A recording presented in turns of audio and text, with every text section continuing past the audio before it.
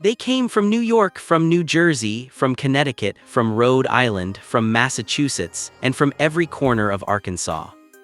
Because when a man like Bishop Kenneth L Robinson SR goes home, the people he gathered don't stay scattered. They come together one final time, the way he always brought them together.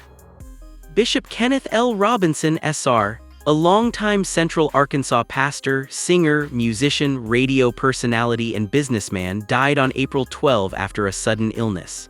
He was 61. And his public Homegoing musical, held this week at Antioch Full Gospel Baptist Church on Antioch Boulevard in Little Rock, was something nobody who was there will ever forget. Before the first note was even sung, the family made a decision that set the tone for everything that followed. His wife, prophetess Dr Brenda Robinson, said, "God already knew, and because of what he stood for, Bishop, regardless of what adversity, what challenge he faced, we all as a family agreed to rejoice because our joy comes from the Lord." Rejoice, that was the word the family chose, not mourn, not grieve, quietly rejoice. His son, KJ Robinson, added, "We're taught to give praise and worship even when there's a void or when there's misunderstanding, confusion. We gain understanding and comfort through praise and worship." And so that is exactly what happened inside that building. The grief was real, the tears were real, but underneath all of it, running through every song, every word, every moment, was something louder, something that refused to be silenced. Joy, the kind only a life like his could produce. In the weeks leading up to the service, the church assembled the BKLR Celebration Choir, named after his initials, inviting voices from Little Rock and surrounding areas to rehearse and honor his legacy through music. A full choir rehearsal was held on April 21 at 3824 Antioch Boulevard. A choir built in his honor, made up of singers from the very community he spent 35 years building. That choir walked into that service carrying something heavier than sheet music. They carried decades of his investment in them, every rehearsal he led, every platform he gave them, every time he told them that their voice mattered. And then they opened their mouths, and they sang it all back to him. Pastor Stephen Robinson, reflecting on the service, said, "I'm at peace because we don't weep as those who have no hope. I know that he's in a better place." No hope, that phrase is the line between mourning and celebrating. And Bishop Robinson's family and congregation stood firmly on the celebrating side, not because they weren't hurting, but because they believed every word he ever preached about what comes next.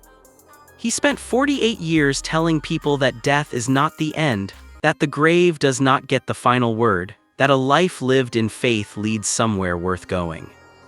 And on the day of his Homegoing, his own people stood up and proved they believed him. What is unfolding in Central Arkansas in the days since his passing is not merely sentimental. It is a deliberate act of preservation, signaling how deeply one individual's vocation can become woven into the civic and spiritual fabric of a place. That sentence captures something important, because Bishop Kenneth Robinson's Homegoing musical was not just a send-off. It was a declaration. A declaration that the work he started, the music conventions, the radio ministry, the quartet tradition, the young artists he mentored, the mortuary that served families who had nowhere else to turn, none of it ends here. Antioch Full Gospel Baptist Church announced plans to establish a music scholarship in his name, aimed at supporting young gospel artists from underserved communities.